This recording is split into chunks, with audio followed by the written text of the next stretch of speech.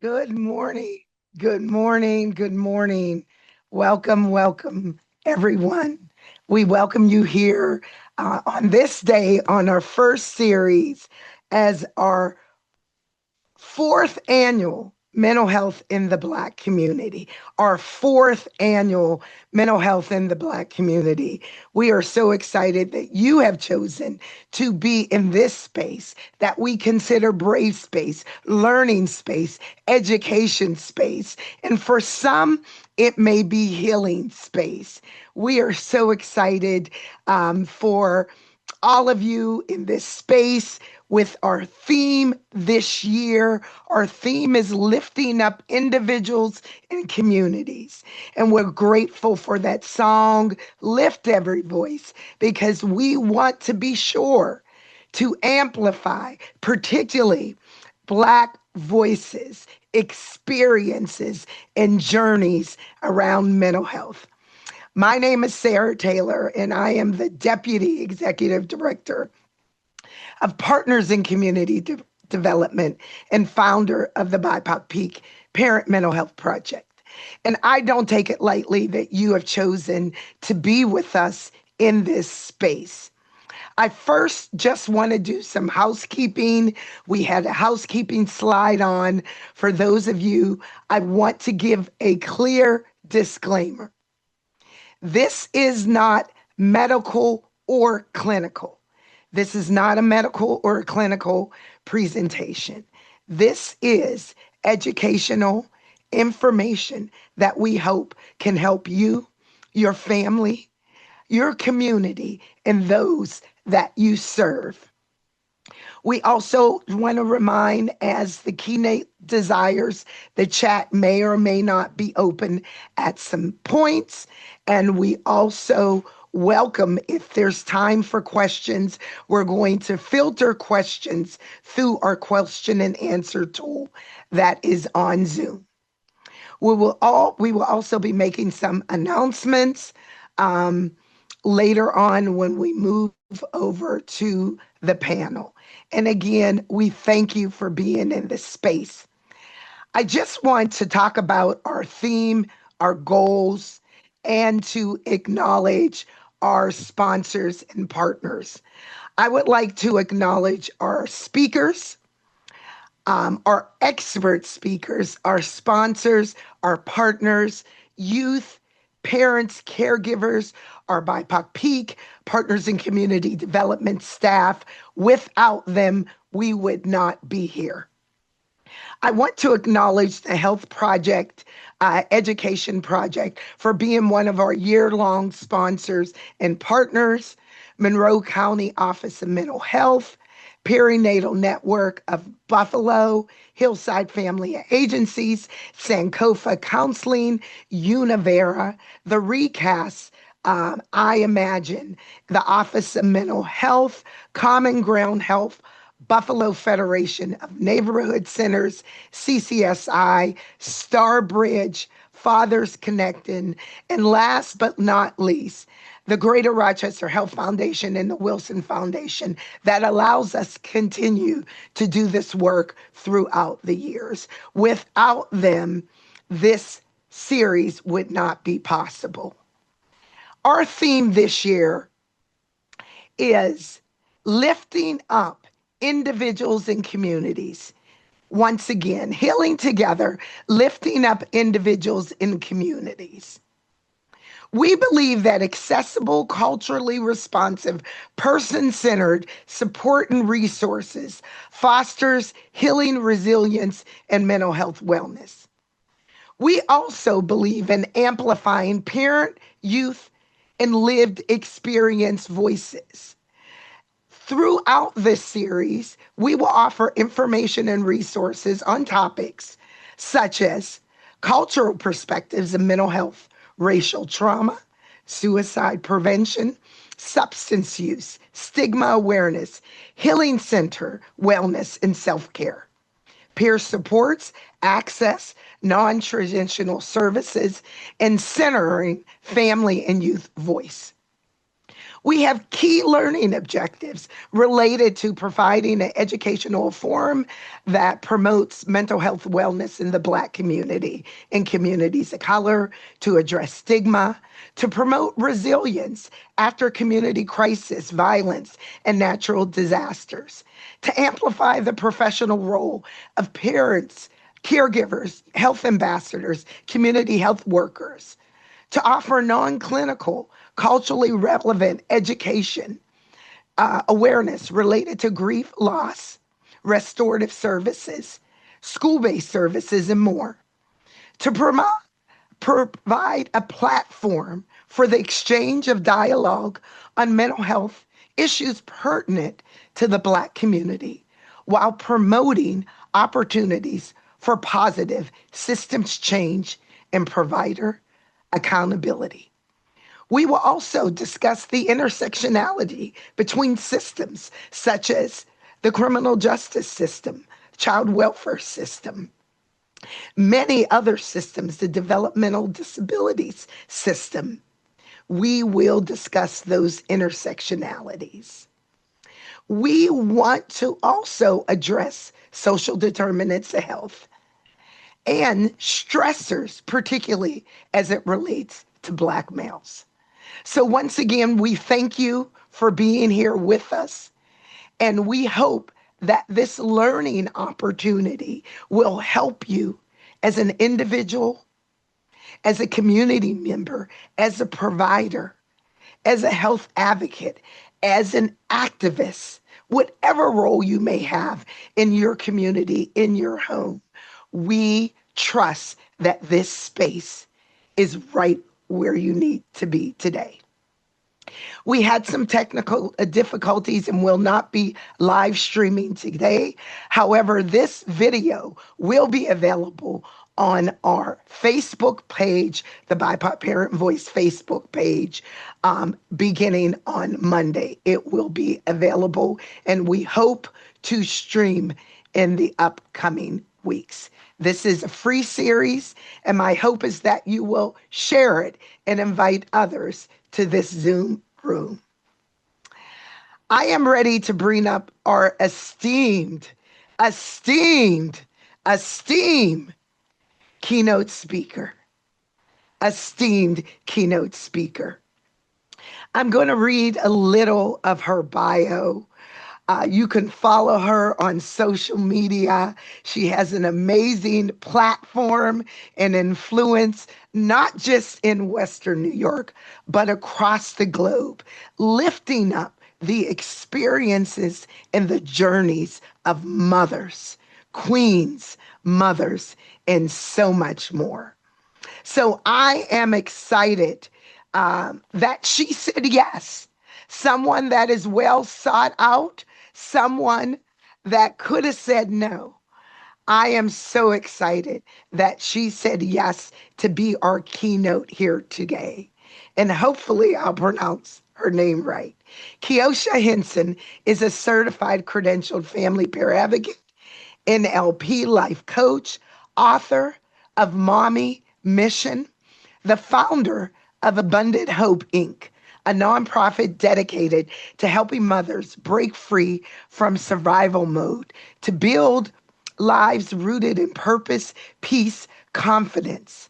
With a background grounded in both professional training and lived experience, she brings deeply human, culturally responsive approach to supporting caregivers navigating complex parenting challenges, mental health systems, generation cycles of survival. As a Black mother who understands firsthand what it means to parent while carrying emotional weight, navigating within systems not designed for families like hers and mine, and learning to choose self-trust after years of self-sacrifice.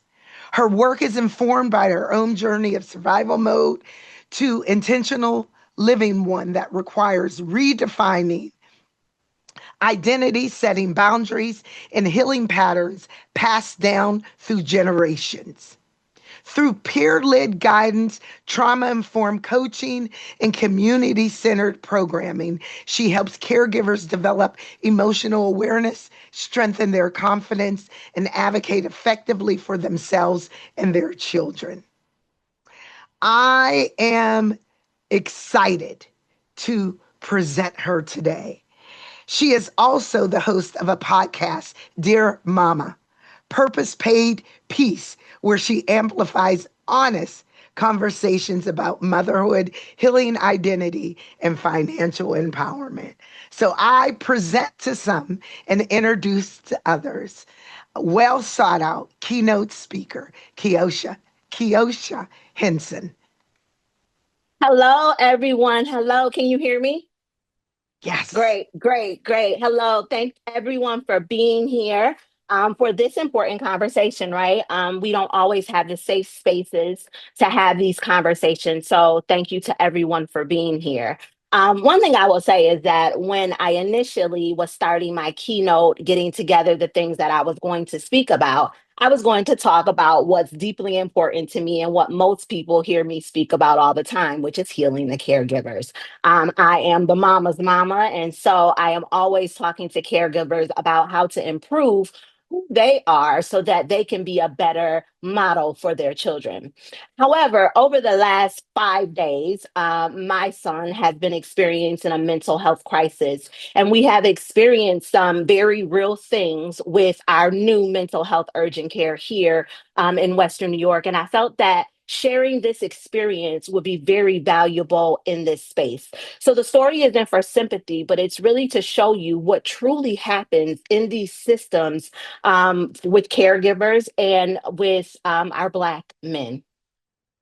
So, what I'm sharing today is not just my story. It's a reflection of how systems actually respond to Black pain, right? It's about who gets believed and who is expected to actually survive quietly. Now, I'm here as a Black mother. I'm here as a certified family peer advocate. I'm here as someone who is well versed in the mental health field. And I'm here as someone who has the professional language and the lived experience. And I still had to fight to be heard. Now, when my son was 14 years old, he attempted suicide. I'm not going to get into the details about how that happened, why that happened, but it happened. And when we went through this season of our life, I had no idea what suicide could entail. I had no idea how to care for my son's mental health. And most importantly, I had no idea that who I was as a mother was actually contributing to him being unwell. Now, at 14, my son wasn't bad. He wasn't weak. He wasn't looking for attention. He was just overwhelmed. He was emotionally flooded, and he didn't have the language to really articulate what it was that he was carrying. And honestly, I didn't have the skills to recognize those signs so that I can support him before it was too late. Now, what we're taught in the Black community, right? We're taught to push forward. We're taught to pray it away. We're taught to stay strong. But most importantly, right, we're taught to handle it privately. We're not supposed to be telling our business to people because in the community, we don't talk about suicide. What we talk about as a Black community is being strong, right? Being resilient. We talk about not letting things break us. But here's what I heard the hard way. Silence doesn't make pain disappear. It just teaches our children how to hide it better. So at 14, my son didn't lack love. It wasn't that I was a bad mother. He just lacked a safe space to actually articulate how he was feeling because we don't know what we don't know. He lacked a safe space to actually say to me that I'm not okay, mom. And I lacked the tools to recognize that in him. But because of that event, that changed our lives forever. And as a mother, and what a lot of mothers deal with is we are stuck in survival mode, right? Most families they just experience survival mode, and on the outside looking in, Survival mode looks like you're a responsible parent. You're going to work, you're paying the bills, you may have your kids in extracurricular activities, you may be doing all of the things that you are supposed to do. But survival mode also says just get through the day. Don't let people talk. Handle it and keep on moving.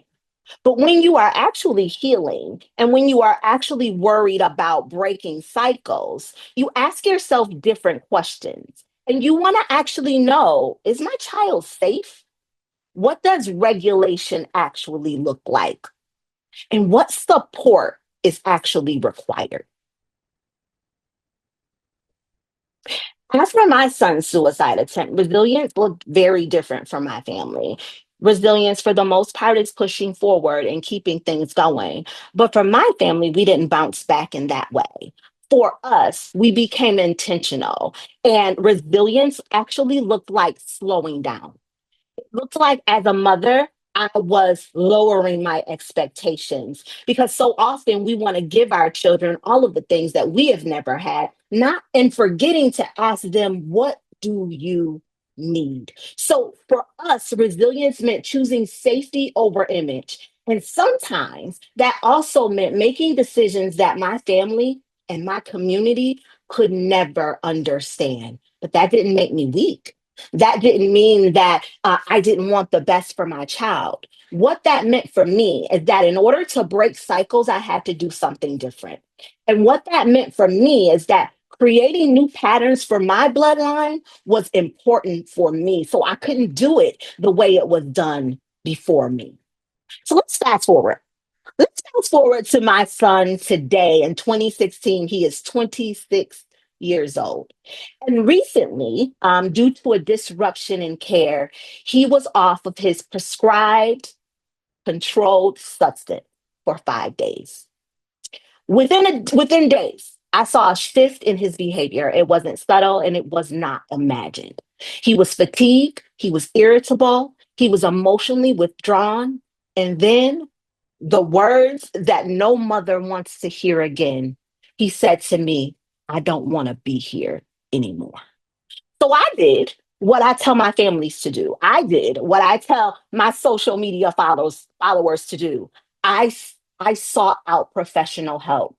I took my son to the mental health urgent care because he felt unsafe. We sat in that urgent care for 7 hours. We explained the symptoms. We named the risk. And in the end, the psychiatrist told us these symptoms are not a result of him missing his medication. And he declined to provide us support. Even though my son told this psychiatrist I was perfectly fine when I was on my meds. These symptoms are new and they have started after I stopped taking my meds. The provider didn't budge. He didn't offer a bridge prescription. He didn't acknowledge any of the risks. He didn't even validate any of the things that we were seeing. And what I witnessed in that moment wasn't necessarily cruelty. In my opinion, it was policy. In my opinion, it was fear. And in my opinion, it was bias. It was about a system that was more concerned with liability than the lived reality of my Black son. And I say this and I ask this question, and I believe this to be true. When suicidal thoughts are present, the cause should matter less than the risk. So I want to take a moment and I want to ask the audience some questions. So hopefully the chat is enabled so you can drop your answers in the chat. Who do you believe notices change first when there is a mental health crisis? Who think notices that first? Do you think it's the individual? Is it the family member? Maybe the provider? Or do you think it's the employees or employers or maybe school? Who do you think notices those things first? I'm going to go to the chat.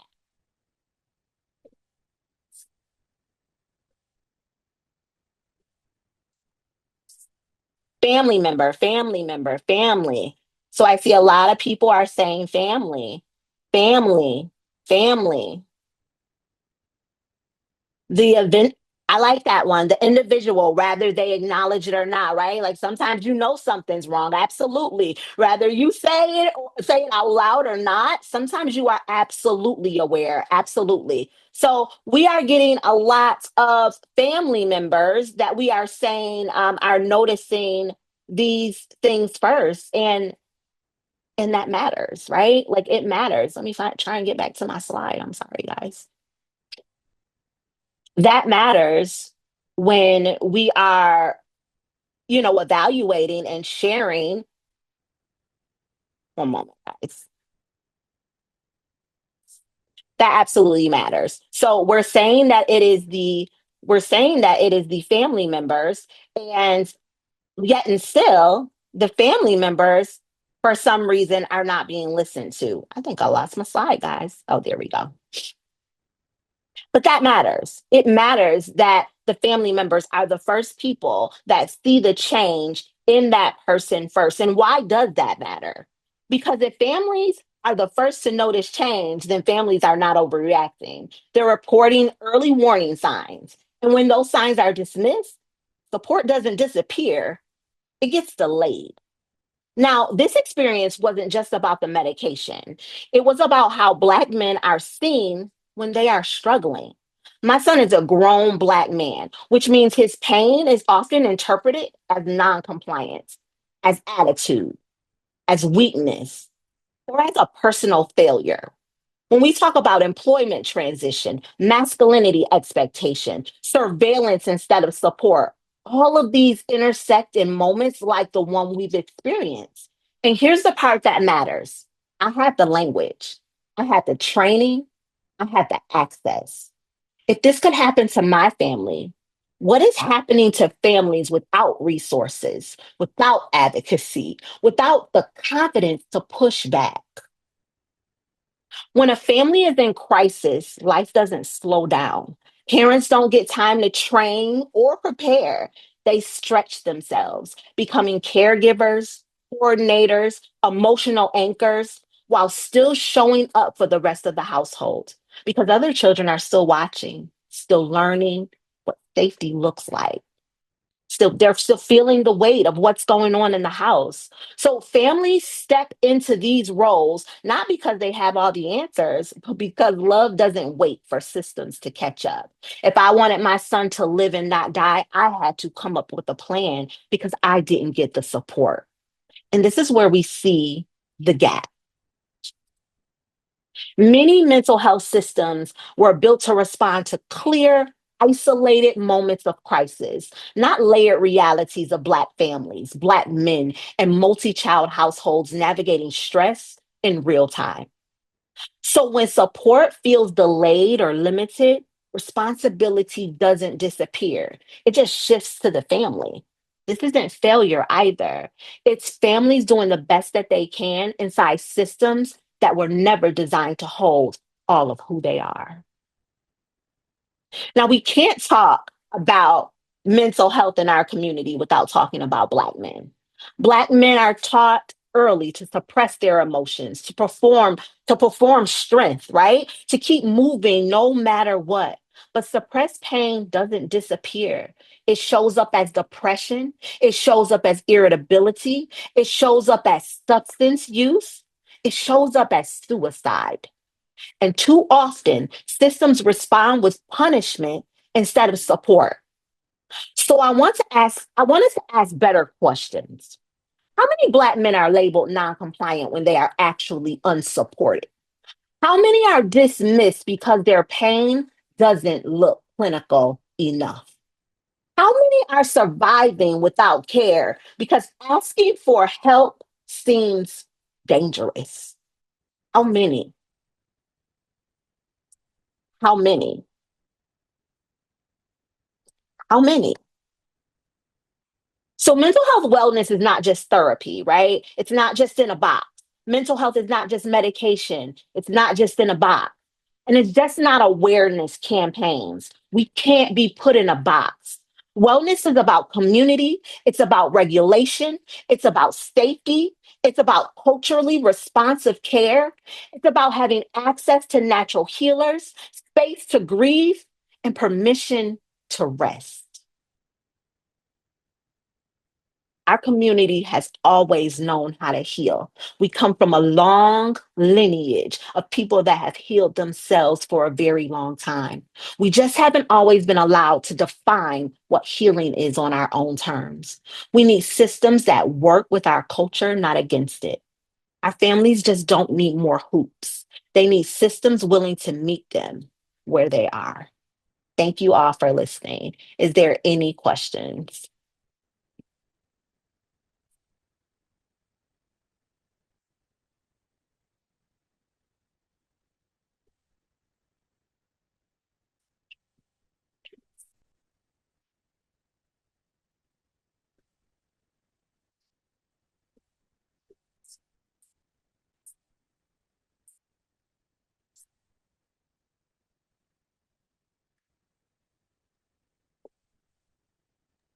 Yes, my son is okay now. Um, we had an appointment the following day, so that worked out well. The thing was, my son was in Job Corps, so he was prescribed his medication in Job Corps, which is an hour away from where we live. So because of that, it made it difficult to get back and forth to the doctors. But yes, he is okay now. Thank you for asking.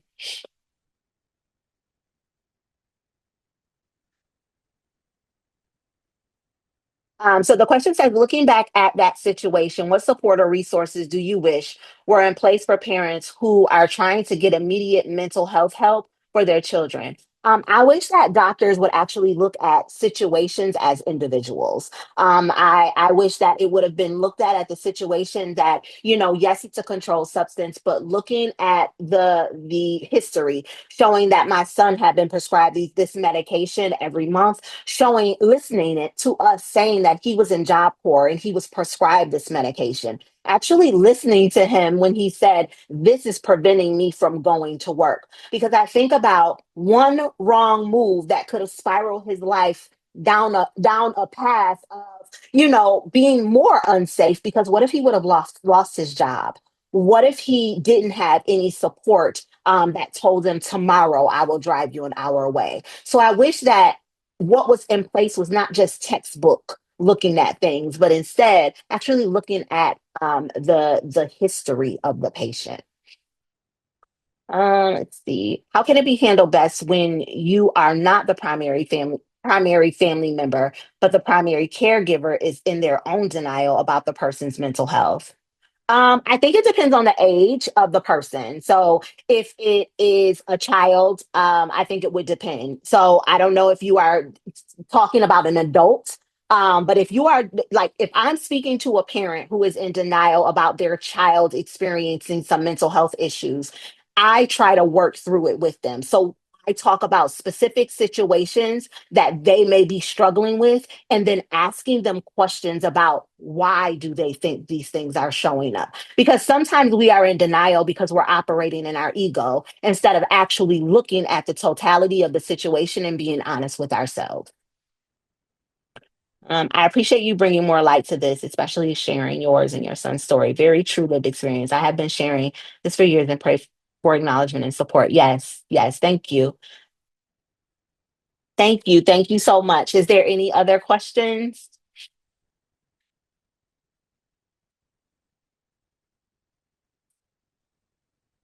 Thank you. Thank you so much, Miss Sarah. Thank you, everyone, for listening, and thank you for your questions. I hope that this was valuable to you. If you are on social media, you can absolutely follow me. Everything is Keosha Hinson. I tell you, we got to have you back. That's all I got to say. We got to have you in person. Also, in person, I took so much away, from bias to policy. Um, but one of the things that you said that resonated with me is the focus on the cause versus the risk, the cause versus the risk. and how our Black men are often considered non compliant versus non supported. So much of what you said was powerful, impactful in the reality of what we go through from Black and brown and parents. And I could just imagine those that are in this room were probably like I was. Yep, yep, yep, yep, yep. We know no matter how much money we got, no matter how connected we are, no matter how much influence we have, education, at the end of the day, when we show up to facilities, what they see is our Black face. That is what they see. And that is how we are engaged and treated and not cared for. That's what they do. Thank you so much for this powerful, powerful, reflective keynote that I know anybody in this room, if you are not ready to go out and advocate for change, I don't know what to say. But thank you, thank you, thank you, thank you so much. We will have you back. We will have you in person as one of our keynotes. We will have you in person. So I can't thank you enough for joining us. And you're welcome to stay up on stage, whatever works for you. We are ready to transition. And again, thank you so much. I am going to briefly share my screen. Um, I want to bring something to your attention. We are hosting focus groups, and I want everyone to know about these focus groups that we are hosting. Um, the focus groups that we are hosting, this will be on our website. If you know a parent and caregiver or a youth in Erie, Chautauqua, Cattaraugus, Monroe, Ontario, and Livingston County, we want to hear from them. Anyone who has not participated in our focus groups will have an opportunity to participate to help us design what our family and youth peer cohort should look like. We know when it comes to credentialed peers, there's not a lot of credentialed peers that look like Keosha and myself. All right. So it is important that we get this right when it comes to improving and designing models that are for our Black and brown babies, youth, and parents and caregivers. So we're going to be hosting a series of focus groups. We have some incentives for participation. We have one coming up this coming Tuesday for parent and caregivers and or youth. We're going to separate them in the Zoom room. And then we have them coming up for youth and young adults on the 24th and on the 25th, parents and caregivers. So they can email us or scan. And again, we will share this information. We are ready to bring our panelists up, our esteemed panelists that are joining, our expert panelists that are joining us here today. I am, they don't know this, but hopefully I won't catch them off guard. And the experts, I'm going to ask them, because we do have the time, I'm going to ask them to give us an opening statement regarding the theme. Just 1 or 2 minutes opening statement. I'm going to formally introduce them when I introduce their question, but I'm going to ask all of our panelists just to give an opening statement related to our theme in the area expertise that you are in. What is one thing that you want uh, those that are in this room to take away as we think about healing, amplifying, lifting voice, culturally responsive care? Really, supporting Black men that we heard that powerful keynote, how important it is to support Black men, how important it is to take care of ourselves, of caregivers that have children that are struggling, that we ourselves may have been harmed and traumatized by our children or by the system. So I'm going to ask our speakers for just an opening statement or comment, and then I'm going to go into the panel questions and introduce each of you formally with a blurb of your bio. I'll start with Shannon Carter. Hello, everyone. My name is Shannon Carter. I am extremely honored and excited to be here. To Sarah's point, this is a fantastic theme. But if I could just give one line, I think the support and lifting our voices and supporting each other, both those that are struggling as well as the caregivers. Just listening to our keynote speaker, it amazed me how many people have the same story. And if everybody would share their story, everybody would realize you're not the only person with that story. And so that's why I'm so grateful for these platforms and these events, because it allows caregivers and those that are struggling to come together and realize you're not alone and there are people that will fight with and for you.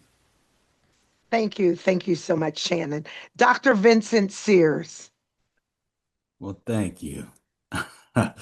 I guess if I were to think about one opening statement, when we talk about mental health in the Black community, we're not just talking about feelings. We're talking about history living in the body. We're talking about stress that didn't start this morning, but generations ago.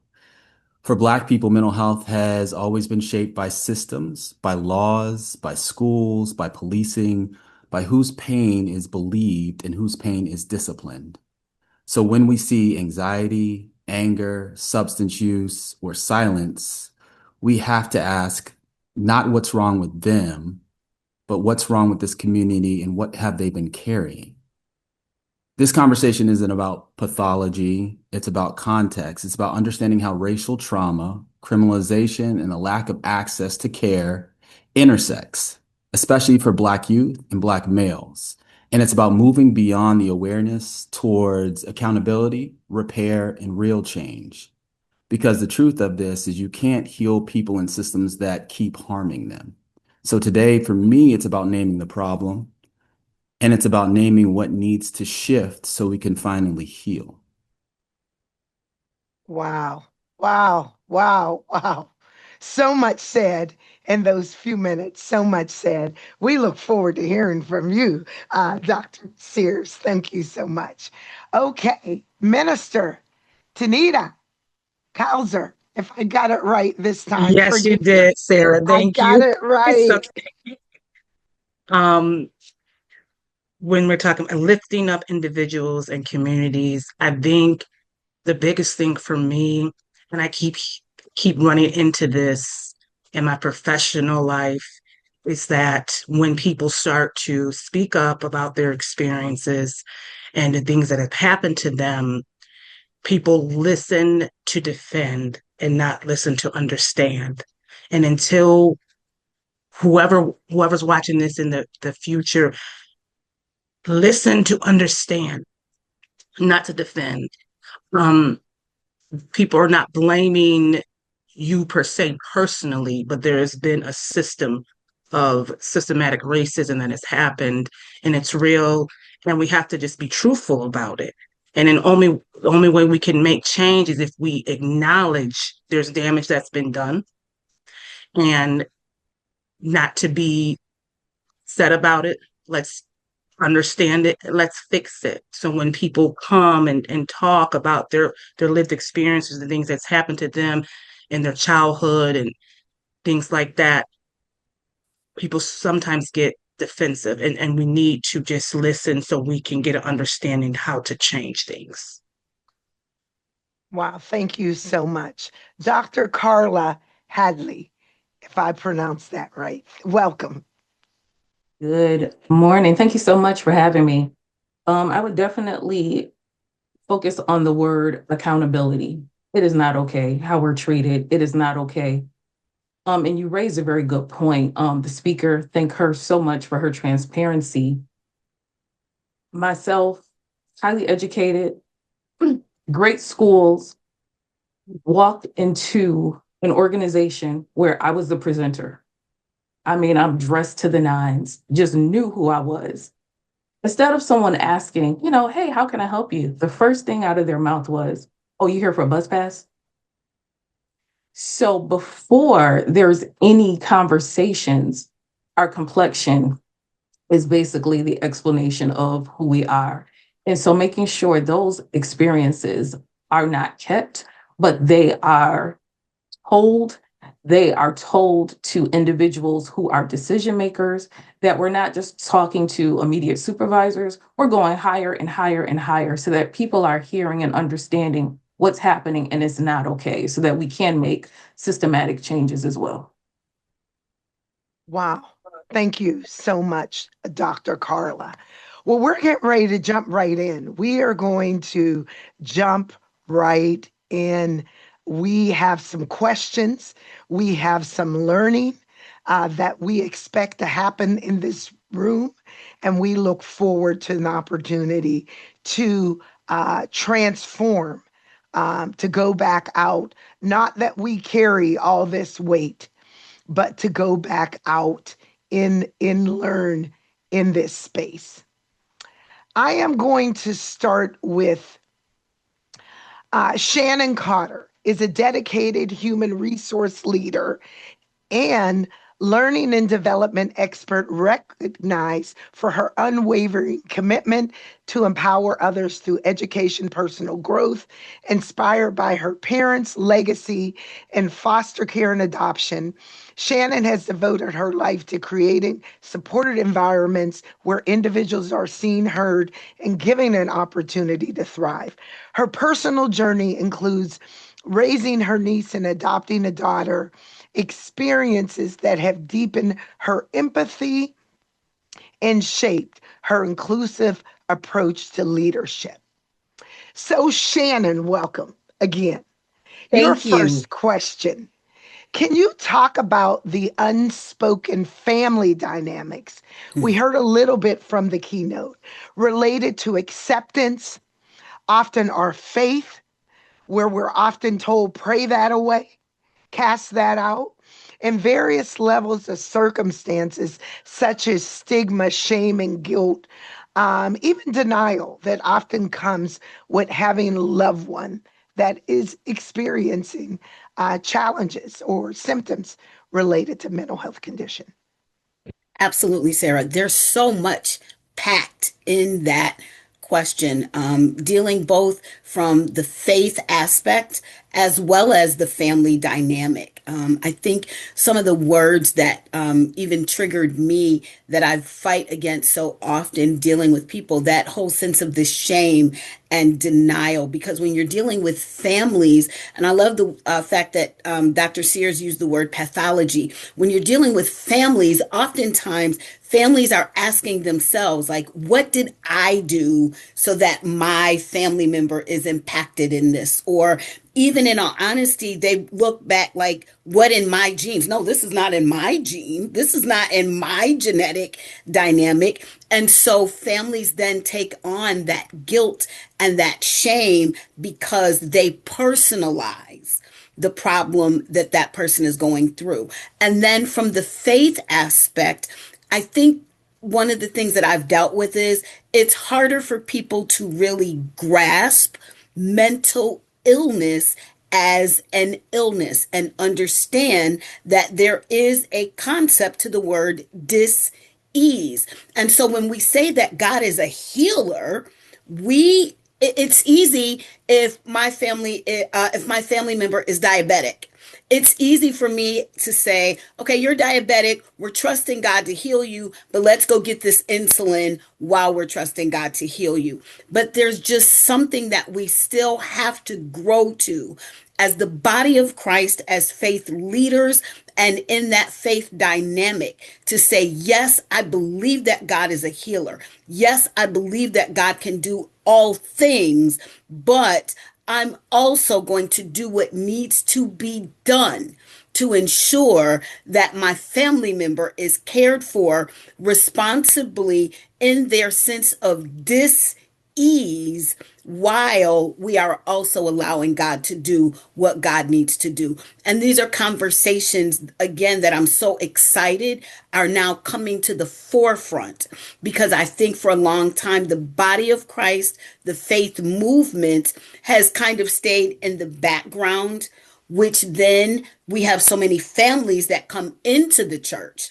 If the church and the faith leaders would step up and begin to speak out, it would then give family members that chance to say, hey, I can speak out. Yes, my family member has mental health issues. And now it's not the joke anymore. And everybody is not joking about cuckoo Uncle George. But no, now what do we need to do to make sure that Uncle George is successfully cared for? Thank you for bringing out the family as well as the faith dynamics, because you know how our families often treat Uncle George's. He always been special. Leave him alone, let him stay up in the corner, and let's take him some food.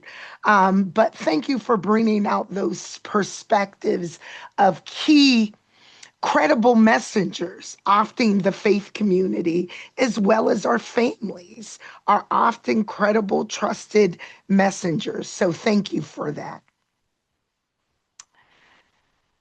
Okay, Dr. Vincent Sears is a counselor, educator, clinician, mental health advocate. Dr. Seals has committed to advancing mental health equity, particularly within Black communities. He holds a PhD in counselor education and supervision and serves as a graduate level professor where he teaches in centers on assessments, substance use, counseling theory, and the ethical development of counselors in training. He has done multiple research as well as evaluation on Black male mental health, racial trauma, and so much more. So, Dr. Vincent, it's exciting to have you again. And your first question: how does the history of racial trauma still show up today, especially through hate crimes, the one we've seen, to name one in Buffalo? And what does that mean for Black children and young adults? Okay. Thank you for that. Thank you for the introduction. I think when we talk about racialized trauma, we have to talk about it truthfully and plainly. It didn't start with us, but it's living within us and through our generations. So for us, trauma isn't a single incident you can just pinpoint. It's a condition we grow up inside. It lives in our families, our schools, our neighborhoods. It's passed down through stories told and stories swallowed, through silence and through the way our bodies stay ready, even when we're exhausted. So for me, we have to start with enslavement, then we go to segregation, redlining, mass incarceration, and school pushouts. Those aren't just bad chapters in our history. They trained our nervous system on how to survive. So when people ask us about race-related hate crimes today, we can say this clearly: nothing about them is new. The language has changed. The violence did not. The noose became a slur. The mob became a comment section. The threat became a traffic stop. And here's something we don't say enough. The problem is not the Black boys don't reach out. It's the system keeps reaching for them in the wrong way. We built a mental health system that asks Black boys to trust spaces that have historically watched them, disciplined them, diagnosed them, and too often disappeared them. Then we act confused when they don't feel safe walking through the door. Our children feel this early. They learn fast that innocence doesn't always protect them. They're watching and understanding they're watched harder They're disciplined quicker and believed less. And this creates anxiety, anger, and hypervigilance. So then you have adults that punish that behavior without asking what taught it to show up. And the behavior of a child is their language. For young adults, it's stacked. Every video, every headline, every hate crime becomes another reminder that their body is under review. So mistrust, numbness, and depression start to feel like armor, not because something is wrong with them, but because something is wrong with the environment they are navigating. Access is the first lie we need to confront. Care does not just exist during business hours, across town, behind paperwork, and a long wait list that does not allow for access, but it's a barrier dressed up as help. If support requires perfect behavior and perfect timing, it will always miss the people carrying the heaviest load. So my takeaway from all of this is racial trauma doesn't happen once, it accumulates. We don't need to heal it by telling our people to be strong. We heal it by changing the conditions around them. The issue isn't resistance, it's mistrust earned over time. If the door does not feel safe, not walking through it is wisdom. We cannot heal what we refuse to name.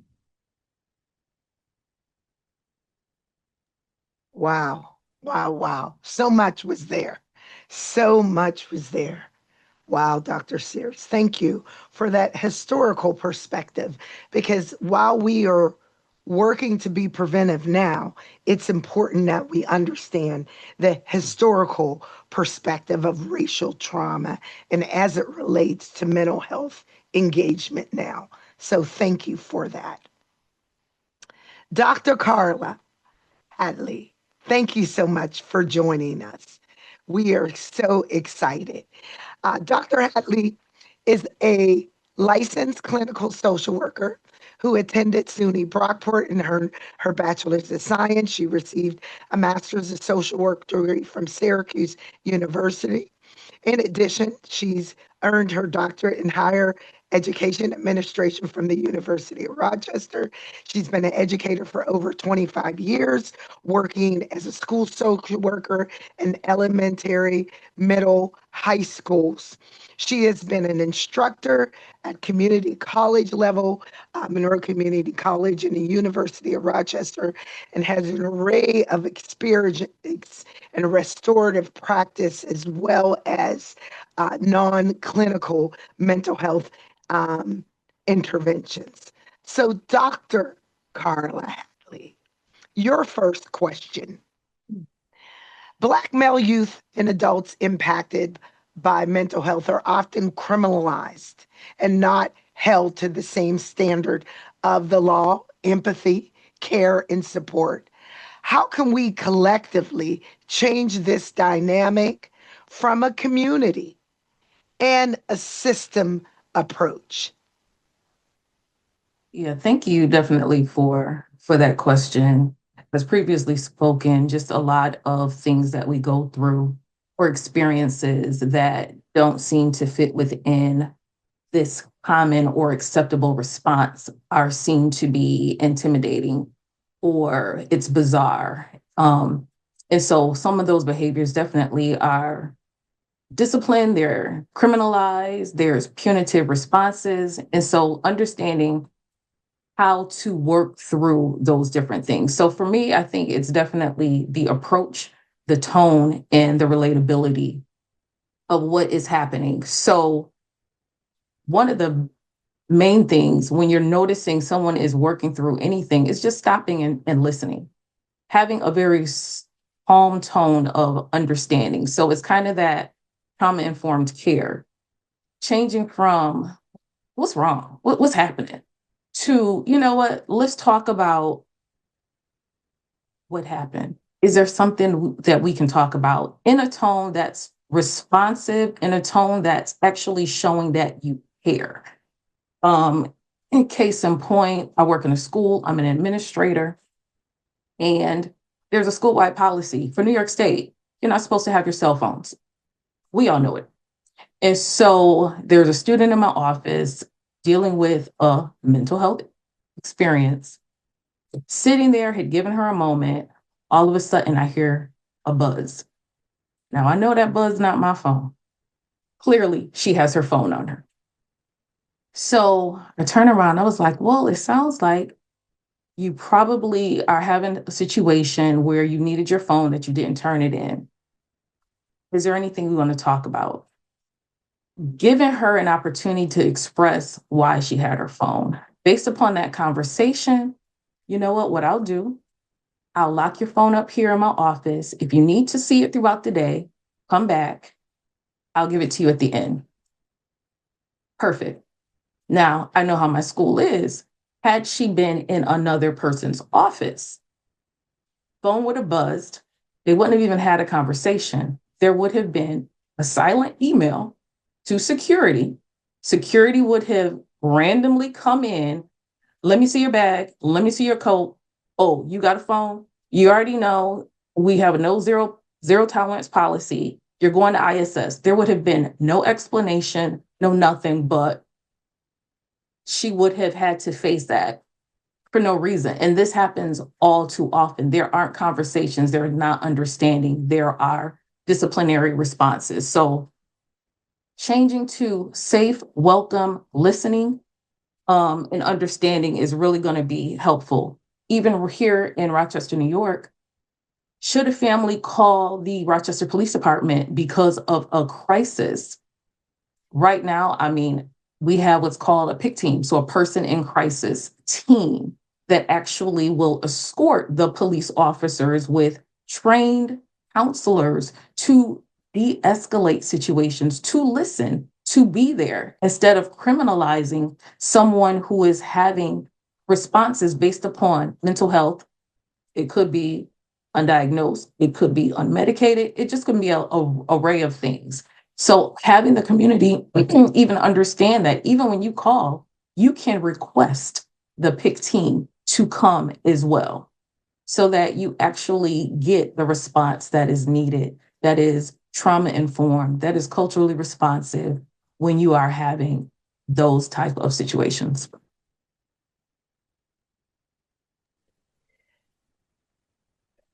Thank you so much, Dr. Karla, for that, because we also know that when a youth is approached by security, the power dynamics and the power struggles and the defensiveness that we know is not trauma informed, and where that's going to lead to most likely a suspension, like you said.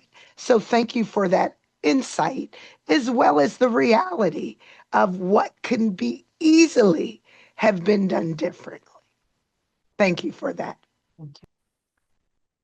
Tyneatta, Crouser, thank you for joining us. I want to minister. Tyneatta Crouser serves as a supported housing counselor and diversity and equity inclusion at a nonprofit in Chautauqua County. With over 10 years of experience in the mental health field, she has worked both with youth and adults in non-for-profit settings, supporting individuals on their journey towards stability and well-being. She also serves at the Apostolic House of Prayer in Dunkirk in Buffalo, as a minister, and as well as have active member of Chautauqua County NAACP in the IDA Coalition. So thank you for for coming today, and also bringing the perspective of a royal community that has its own dynamics. So your first question: offer solutions for the unspoken dynamics of raising Black children impacted by mental health in royal communities. Well, thank you. And I love what everybody has said so far, especially the keynote. That is, it was so touching because I've lived that myself. And the first thing that from what I've experienced here is when my son he was 5 when he was presenting his mental health issues, and I was 20, and I was very young. And as you know, here in Dunkirk, in Chautauqua County, that Black people only make up 3% of the population.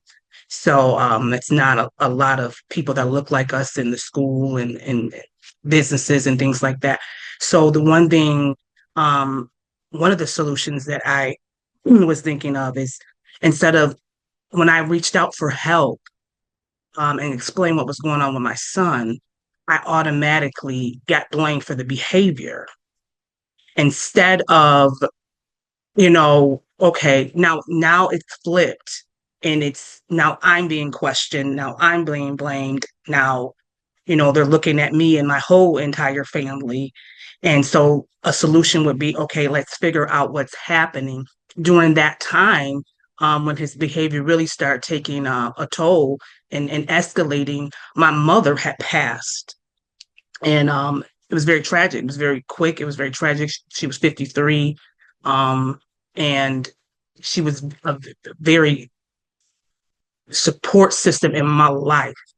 And me being the only child, she was always there for me and my kids. I had a son also that was 9 at the time, and my youngest was 2. And so I didn't even have anyone to talk to about my grief. So I know that he didn't have anyone to talk to his about his grief. And so the school just looking at the behavior, not looking at the dynamics of what was happening in the family, of why my son was acting this way. So just taking that time out, instead of just labeling this my son, they didn't take the time out to figure out what was happening inside the family, to how to support me. I was a single mother. I was living in poverty, and I didn't have the support. Instead of getting, like I said, instead of getting that support, I got blamed. And so that would be a solution, to look at the family. The focus groups are is a great thing that I think Sarah's coming up with to do here in Chautauqua County. I'm hoping it'll be a success, because taking that additional time out, we have the statistics, we know what it says already. So there's things that are saying, hey, this is happening in the Black community, this is happening in the Black family. So we need to take those things seriously and really figure out what needs to be done. If we're saying, lifting up individuals in the community, right? That's exactly what we need to do, is support them, and just not looking at one aspect of things, looking at the whole family to see how can we help. And so that's one of the solutions that I think would be helpful. Thank you for that. Because we don't often, in society, the dominant culture, I'll use that language, really address things from a holistic approach. There's not one that fits all. And as Dr. Sears and everyone said, these systems, these services were never built for our families. And so we, as parents, as a parent, that often gets called on just about once a week, if not more. That level of shame and blame is pretty intense. And you put it on top of being in a rural community where Black families are less than 3%. We're up against, they're up against a lot. What is the percentage of potential of success if not, we don't have the opportunity to influence the direction of care in services and systems change. So thank you for that. All right, we're going to go on to round 2 of our questions. And then from there, we should have time, if we stay within that 3-minute range, speakers of responses, we should have time for questions from the audience in the question and questions tools. Shannon, back to you. As a faith leader that was often called on the front line after the Buffalo Massacre, the horrific hate based massacre in May of 2022, and continue to be at the tables in the community around mental health, parents, peers, in the Black community. How important is it that we lead this work, interventions, offering culturally centered models, and not just culturally centered, but healing centered that work for Black parents, youth, caregivers, and men? It is absolutely vital. We use the word important. It is vital. And again, I speak as a faith leader, and I speak with a voice crying out to the faith community. When Jesus went during those 3 years in his ministry, yes, we see him in the synagogue when he was 12, and we see him a couple of times in the synagogue. But if you notice, most of the time that Jesus did ministry, he was out with the people in the community. And when someone needed healing, Jesus was always in the right place at the right time. They did not have to come to the church to find him. And the reason I say that is because as a community, and again, as a faith community, if we don't take a lead, Jesus was very aware of what was going around him culturally, socially, and in every other way. And we must take a lead in being a voice of healing, of support. And sometimes that is going to mean making bold moves. It is going to mean going against the traditions and what we know. And if we do not step out and make that bold move and become that bold voice and become that pivotal factor in bringing healing to those, again, that are dealing with this, those that are caregivers, and yes, even speaking to the professional realm. If we don't step out and do that, not only are we doing a disjustice to ourselves and to our parishioners, but if we don't step up in the faith-based community and become more of a vital voice on behalf of mental wellness, we are doing the kingdom of God a disservice, and we are not completely being effective in all that God has called us to do. Thank you for that perspective from the faith community and just understanding the need for healing centered. We are very fortunate to be a part of the Recast funding initiative in Western New York through New York State Office of Mental Health, and seeing like ours that are non-traditional clinical models. We've seen what can be done with boxing, fishing, cooking classes, creative music, arts with our youth. We've seen that healing could look different, and the intervention around mental health wellness does not always have to be clinical. So thank you for that perspective. Dr. Sears, in your first question and opening statement, you talked about Black boys and young men and how historically are engaged or not engaged. So I am going to take your second question versus number 3. What does the legalization of marijuana really mean for the Black community and mental health when criminalization has never actually stopped? Thank you for that question. Here's the truth, and we don't sit with it too often. The plant got legalized, but we stayed criminalized. Even in a state where marijuana is legal, we are still far more likely to be arrested for possession. Same laws, same substance, very different outcomes. That tells us something. Legalization without equality isn't justice, it's just rebranding.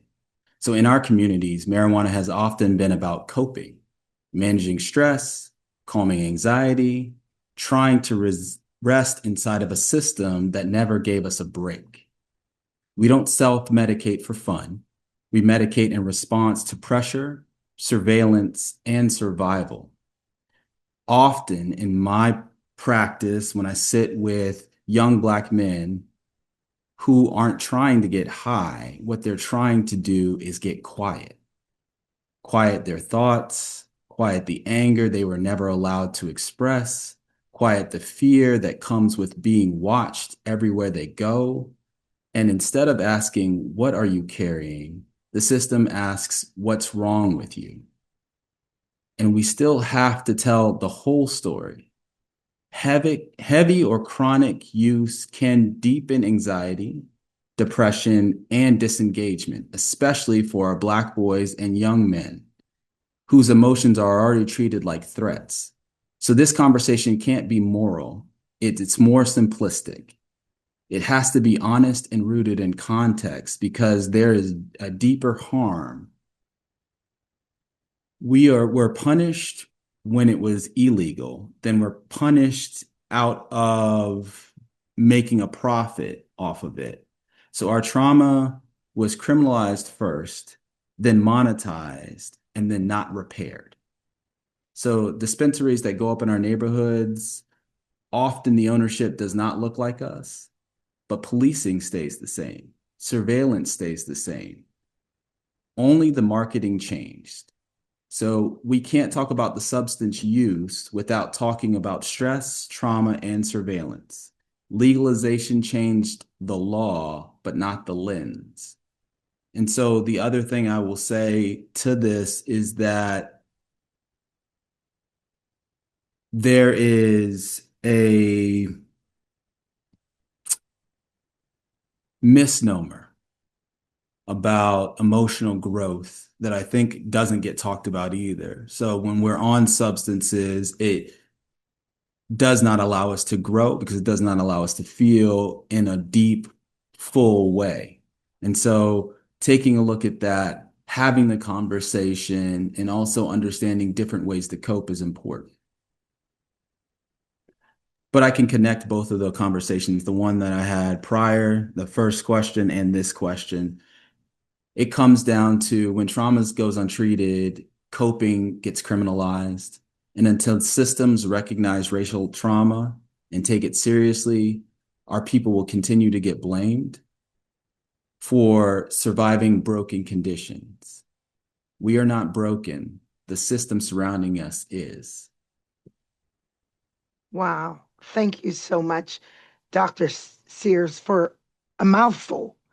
Um, the law has changed, but not the lens. I'll have to sit on that for a little bit and so many other things that you said.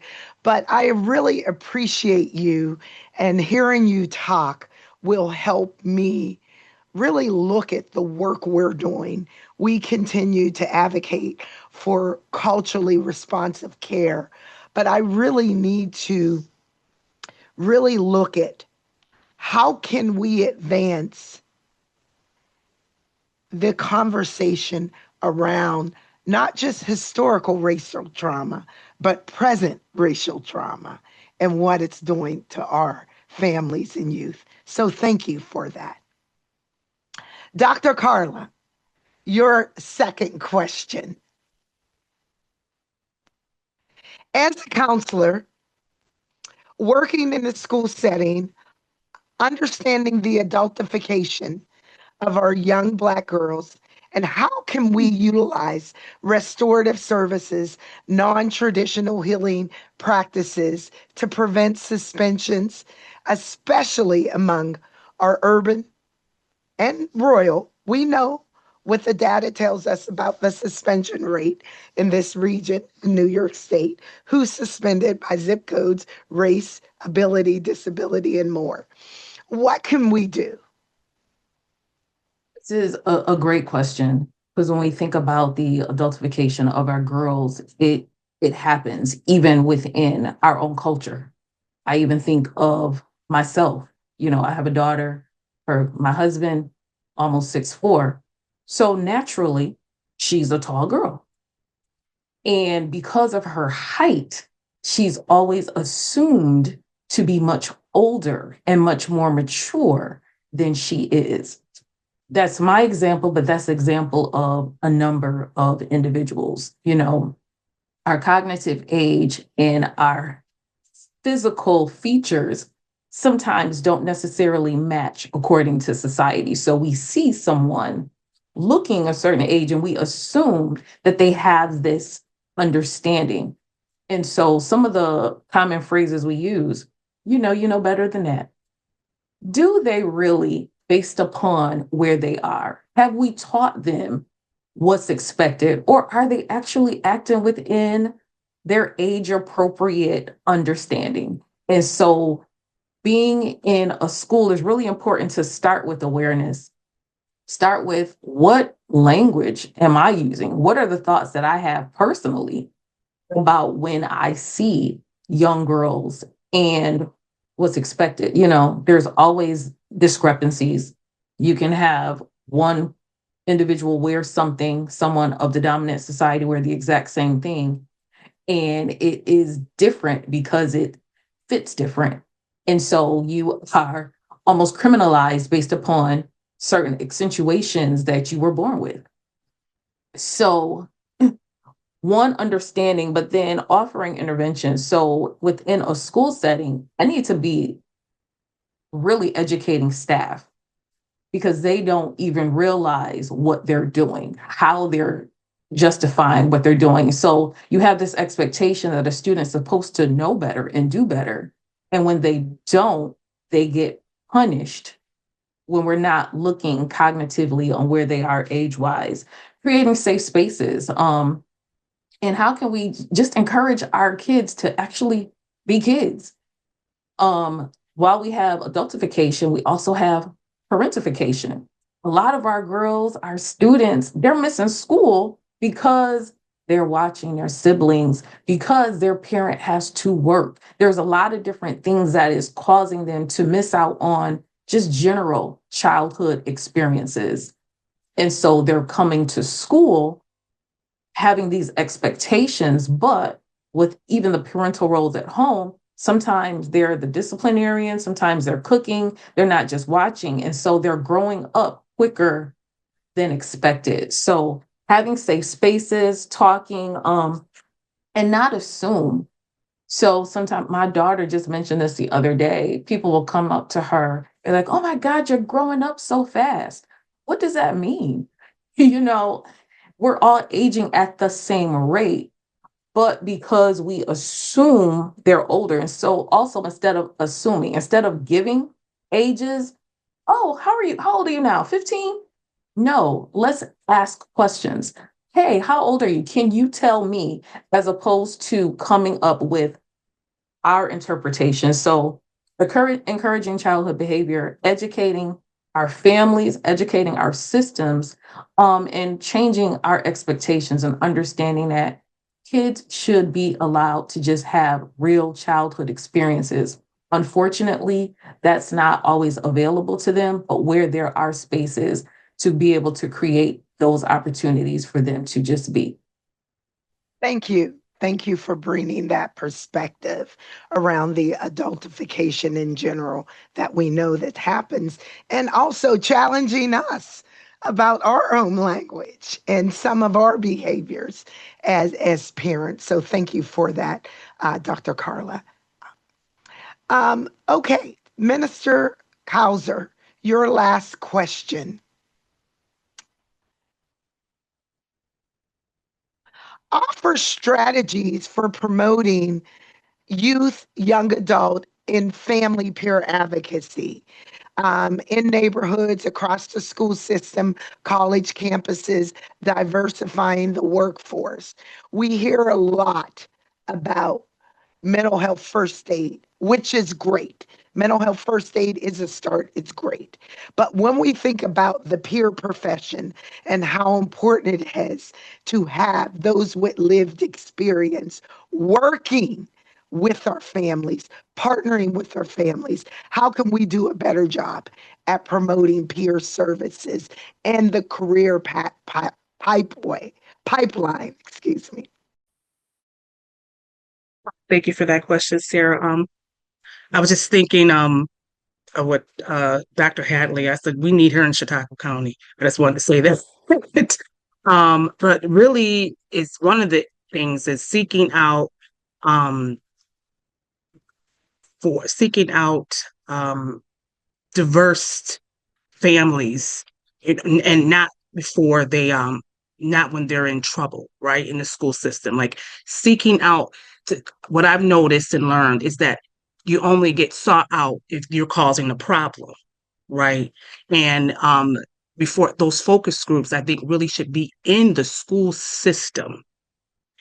And we like, and I'm speaking for this area, we make up a very small amount of the population in the beginning of the school's curriculum, the school year. Schools should be looking at, okay, we have the minorities here. What can we do? Let's tackle this head on to help them and assist them, not wait until they're in the principal's office and now they're a problem. And then now you're not helping them. You're helping them because they're causing some chaos in the school system. They're bothering other people and the teachers. So you're not helping them to help them, you're helping them to help you. So I think that's one of the things, you know, in the beginning of the school year, coming up with a plan. Hey, we got so many families that come from this background. How could we help them? Maybe have some assemblies, maybe talk to the parents, head on, offer that support. And also what Dr. Hadley had said, I had that as well. Educate the educators. In this area, I don't think the teachers have an understanding of what happens to minorities and their families. I don't think they have that background because they come from a whole different culture. And a lot of the teachers here, they're hired because they know someone or they got family, and they don't hire. Also, another solution is hiring people within the community that well, not look like, but have a rapport with the children here. They hire a lot of outside people and they don't stay. So there's not a consistency. There's a lot of changeover. I think we've had, like, I don't know how many principals in the last 5 years, at least 4 or 5. In one school year, they didn't have a principal at all. And it was like, okay, what is happening? So I think that's a big part of things. Educating the educators, getting them to understand what Black and brown people go through in their families. They don't know. So you can't help anyone if you don't understand them. And also hiring people that know the children in the community. That's the big factor. And parents, I feel like, it's another solution. They need to show up to the school. I remember a lot of things would have transpired had I not have showed up. I can't, any little issue, and someone else like, well, that's not a big deal, but it was a big deal because I know what they were doing. And not even just with my son that has mental health. I had another son that's young, and he was a great student and he never got any trouble and he was a straight A student. And then a teacher tried to say he did something. I'm like, okay, I'm showing up because I know what's happening here, and I had to speak and be a voice. So those are the things that I think needs to happen um, for us to be successful in this area. Thank you. Thank you for that. As we know, relationship building is important, and those with lived experience, whether it's in the school setting or in the sporting, athletes, working with youth students, athletes, amplifying peer services and mental health wellness. So thank you so much for that, Minister Crouser.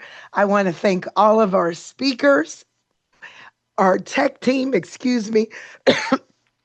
We'll get ready to put the evaluation in the chat.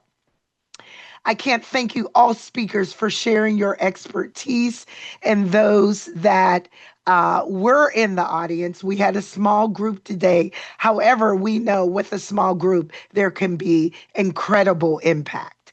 The information that was shared today was amazing, thought provoking, as well as a call to action in itself. We are very, very grateful that each and every one of you joined us today. And next week, our series will be at the same time, same place. We will hear from providers. We will hear from clinical providers. We will hear from peers. We will hear from those that work in the healing space, those that offer healing services. We will hear from an executive director downstate that runs a mental health association that has a Black leader, Black male leader. So we have an array of topics coming up. But the 14th is the provider and community perspective will continue. And on the 21st, we will hear from youth. It will be a youth keynote. It will be a youth panelist. It will be youth that completed our learning cohort to share with the community what they are doing to leverage their lived experience. So thank you, everyone. Thank you, speakers, for leveraging your expertise. Thank you to our keynote, who was amazing and shared some amazing thoughts and strategies that we need to take. We see some comments in the question and answers for our speakers. Again, we thank you for sharing your expertise with us. We know that this information is valuable to moving toward healing and culturally responsive and system accountability. We thank you for joining us. We thank our team, our tech team, Jalen Webb, who is our tech vendor, for being with us today. And leave here and share with someone else. Share with others in the community what you have heard today. This video will be posted on our website, our Facebook website link, our BIPOC link, as well as our website. It will be up for probably a few months, and we invite you to share it. We will be sharing it out beginning Monday. So thank you. Have an amazing rest of your day. Stay warm, stay safe. I know Jaylen's going to play the slideshow.